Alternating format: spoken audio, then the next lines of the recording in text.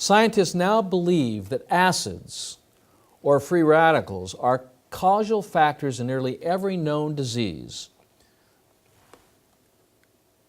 A free radical is an oxygen missing an electron. Actually, there's a lot of misunderstanding here. Free radicals, very simply, are acids. They're ferments. And they're acids, or caused by oxidation, fermentation.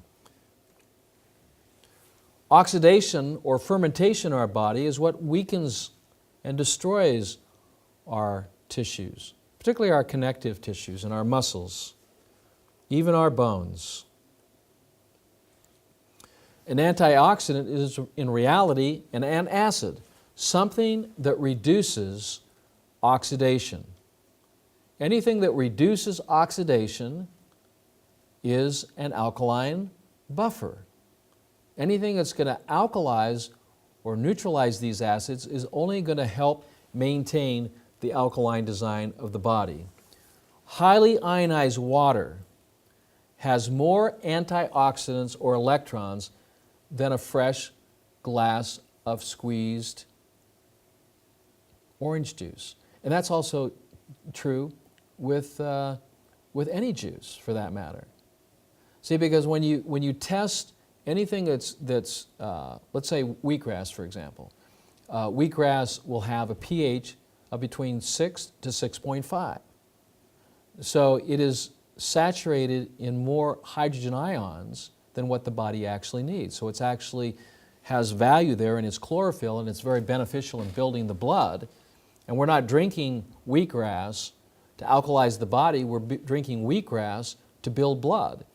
But it's very critical that we add alkaline water to whatever juices that we're drinking to raise its alkalinity so it's saturated in electrons. There we help to maintain the alkaline fluids of the body. Well, orange juice has a pH of between 2.5 and 3, highly acidic, versus what we should be drinking, which is 9.5. If we look at this exponentially, we're talking about between orange juice to water, something that's 10 million times more acidic than this alkaline water that I'm talking about. So orange juice, because of its high concentration of protons, its high concentrations of acids in the forms of sugars, will actually paralyze the immune system for 3 to 5 hours. It will intoxicate it like alcohol and shut it down from its biological purposes to swim through the fluids of the body to maintain purity and cleanliness. So the antioxidant potential of any fluids can be measured using an oxidative reduction meter. That's what this is. It has a probe. And in this probe, we can then put this in water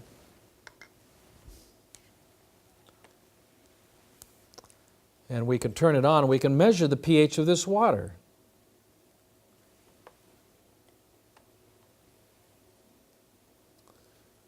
And we can also measure the electrical potential of the water. Here we're seeing the electrical potential of this water is positive 76 millivolts and declining. So this water will actually pull energy from the body. The pH of the water is 5.4. Now, this is a pure, clean water, but it's not necessarily fit to drink. The kind of water that we want to be drinking is an alkaline water. Now I can run this through an ionizer and create the 9.5 water with a negative 250 millivolts. But if I don't have that water ionizer and I'm traveling, then I'm going to have to do something else. I'm going to have to put into some alkaline minerals to shift the water pH. I'm just going to take one drop here, just one drop. That's it. One drop of potassium and sodium in the form of a hydroxide and a carbonate, and we're going to see a difference. The difference now, instead of a 5.5 pH, we've gone up to, it's still climbing, a 10.25. So from 5 to 6, that's 10 times. 6 to 7, that's 100 times. From 7 to 8, that's 1,000 times. From 8 to 9, that's 10,000 times. And from 9 to 10, did I do that one? That's 100,000 times. 10.65. And from 100,000 times to 11, right? That's 1,000,000. Half of that, well, it's going up to 11. One drop, 10.74, with a charge of negative 232 millivolts.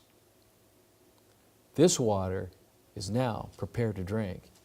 It has been changed. It has been restructured. The pH has been changed from a 5.5 up to just about 11. The ORP, which stands for oxidative reduction potential. Anything that's oxidative is acid. Anything that's reduced is alkaline. We measure it in millivolts. It's negative 234 millivolts. We're talking about something that has been altered by using natural mineral salts, and so powerful, it only took one drop. You see, these things can be measured. So we take our pure water and we significantly restructure it. This is now restructured water. It is great to drink. That's the kind of water that will put energy back into the body. That's the kind of water that will bring up the reserves of your alkaline buffers if you're in an alkaline buffer deficit. So the negative reading refers to a reduction of fermentation or acids, and a positive reading suggesting an increase of oxidation or fermentation or acid. Dr. Batman said this: "You are not sick, you are thirsty."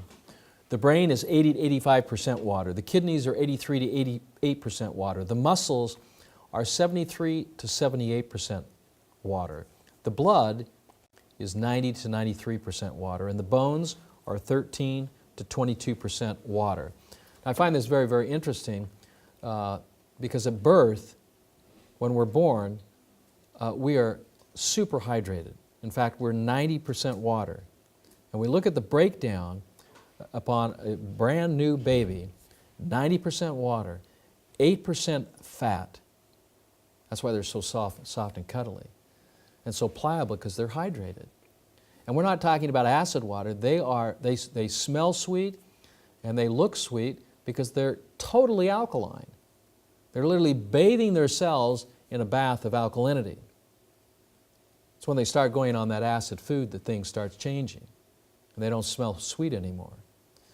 But when you think about the proportions, 90% water, 8% fat, it kind of makes you wonder, how much of that baby is protein? 1% protein. The rest of it is mineral. You say, when you look at it this way, you're going, what happened from the most growth period of our time, of our existence, from birth to our first year, to where things literally change? We have now accepted as normal 70%. That's abnormal. 90% was normal. We digressed from the 90% to 70%, accept that as normal. At death, you're of course under 70. You're probably closer to 60 to 50%. Dehydration is the number one cause of death. Because when you're not hydrated, you don't have the fluids to push out these acids that are constantly being produced. You don't have the conductivity with the sodium ions for energy to flow. You've got to be in the flow. To be in the flow, you have to be super hydrating. So it's very, very important that we're hydrating our bodies, but at the same time, when we're hydrating, we're using the proper alkaline water. So I came up with this whole new then paradigm shift from the 4 food groups. Rather than them focusing on protein, carbohydrates, and fats, I shifted to the 4 foundational food groups to maintain alkalinity of the fluids of the body and to build blood, which then builds body cells. The 4 food groups have now changed to what I call the COWS plan. The COWS plan is an acronym that stands for chlorophyll, oil, water, and salt. Chlorophyll to build the blood, oils to build the membranes of that blood, water in an alkaline, electron-rich state, and then salt, which keeps it all together. Without the salt, it acts like the glue. It holds everything together. Salt is essential, particularly sodium is essential. It's why our blood is salted with sodium. It's why the ocean is salted with sodium. It's salted because it is the foundational element of which energy is transported. It is salt that keeps us alive, in combination with oxygen and water. So we put all that in as the foundation of our house of health to help manage this teeter-totter of life between the pH balance, the biochemistry of the internal fluids of the body. So what percentage of water were you at birth? I think I already gave you the answer. 70%, 90%, 80%, 75%, or 60%? The answer is 90%. And here's another question to think about. How many liters of water per day do you estimate your body loses through urination, perspiration, defecation, and respiration? 1 liter, 8 liters, or 3 liters? The minimum amount of water that you lose on a daily basis is between 3 to 4 liters a day. Can you see how easy it is to become dehydrated? It is very, very easy. I mean, 3 to 4 liters, how much is that? It's close to a gallon a day of water. But it's the right kind of water. If you're drinking the wrong kind of water, it's hard to hydrate with that. It feels just like, a lot of water on the stomach, and it kind of slushes back and forth. This doesn't happen when you're drinking alkaline water that's wetter. It permeates the tissues. It permeates the cells. So here are some of the negative effects of acidic dehydration. Mild chronic dehydration, you'll experience these symptomologies: a headache, low energy, low mental acuity, low back pain, digestive disorders, constipation, and of course, weight issues. Acute chronic dehydration, you'll start experiencing asthma, allergies, arthritis, diabetes, hypertension, and obesity. These are all symptoms of overacidity and dehydration. The effects of chronic dehydration is like running a car on too little or no oil. It will run, but it won't run well, and eventually it will break down. Every cell has a specific function it performs through metabolism. Water is the medium of that metabolism. 1% drop in cellular hydration equals a net 10% loss of metabolic efficiency. The cell's function is then impaired. When you're dehydrated, the body prioritizes the use of then water to the vital organs. The digestive disorder or acid reflux or gastroesophageal reflux disease is nothing other than an overacidic state due to the fact that the diet and lifestyle is over acid and the stomach is not producing enough sodium bicarbonate because it doesn't have the foundational materials. Salt has been taken out of the diet. You don't do that. You take out salt, the body needs that in order to produce alkaline buffers. What you need to take out of the diet is your acidic lifestyle and foods and drinks. When you put salt in the diet, you put the right kind of water, you add the right oils and lots of green foods. This, I believe, is the diet for the future, the diet for now, the diet that's critically important because of all of the environmental pollutions, the toxic air, the toxic water, and now it's getting into our food sources.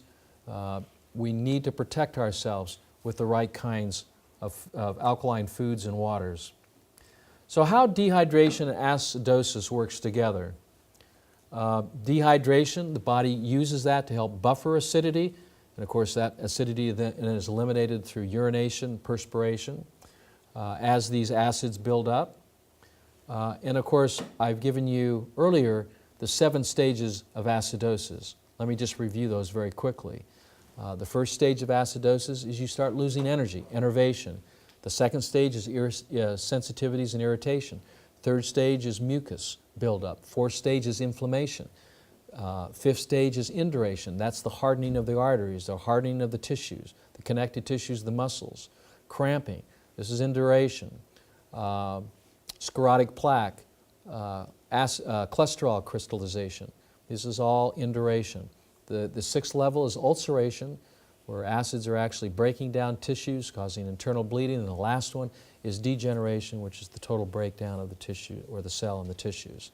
This is the last final stage of acidosis. We can protect ourselves by drinking the right kind of water. I would suggest to you that 70 to 80% of the world's population is dehydrated. All of us are suffering some level of acidosis within our bodies, and we're experiencing that in a symptomology. I know that tap water is convenient, but it's not the best water that we should be drinking. Yes, it has a slightly alkaline pH because of some of the chemicals that are put in there, but it has not been properly filtrated and purified from heavy metals, from fluorides, from possibly lead, from chlorine, and also from pharmaceuticals that are now showing up in our waters.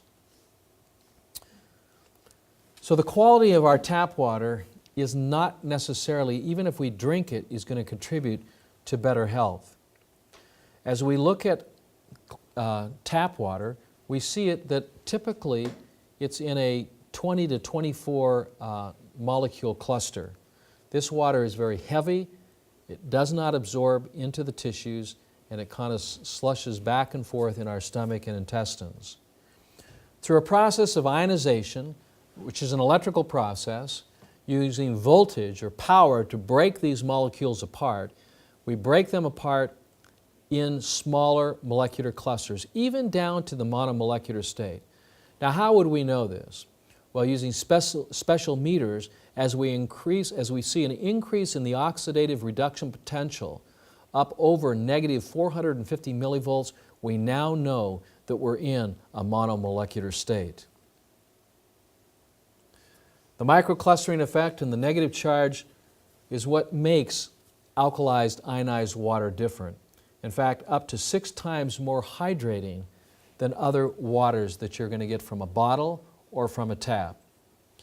Here's a more scientific look at molecular clustering, where you actually see the molecules of water stuck together in a cluster, and of course through a process of electricity breaking that cluster out, and then through a plate system attracting the particles or the minerals, the ions, from one side to the other, the positive minerals to one side, the negative charged minerals to another side. So we see things like sodium and chloride and potassium and bicarbonates and calcium, magnesium being taken to one side, which is the alkaline side.